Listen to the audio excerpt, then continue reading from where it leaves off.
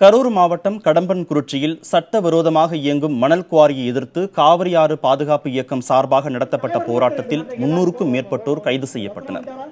இந்திய கம்யூனிஸ்ட் கட்சி, விடுதலை சிறுத்தைகள், நாம் தமிழர் கட்சி உள்ளிட்ட பல்வேறு அமைப்புகளை சேர்ந்த 300க்கும் மேற்பட்டோர் கைகளில் வெள்ளை கொடி ஏந்தி கடம்பன்குறிச்சி மணல் குவாரியை முற்றுகையிட பேரணியாக சென்றனர்.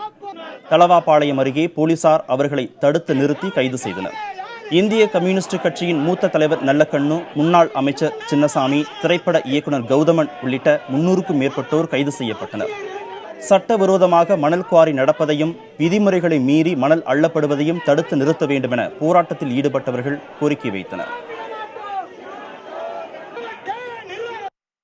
எந்த வகையான உத்தரவாதம் இல்லை, வேளாண்மைக்கும் குடிநீர் நீருக்கும் ஆபத்து ஏற்பட்டிருக்கிறது என்பது எல்லோருக்கும் தெரியும். அதுக்காகத்தான் காவிரியில் தண்ணீர் விட வேண்டும் என்று கேட்டுக்கொண்டு வருகிறோம். ஆகவே உடனடியாக காவேரியில் ஏற்படக்கூடிய இந்த மணல் கொள்ளையை உடனே அரசு பொறுப்புடன் இதை தடை செய்ய வேண்டும் என்று இந்த கூட்டத்தின் சார்பில் அரசை வலியுறுத்துகிறோம்.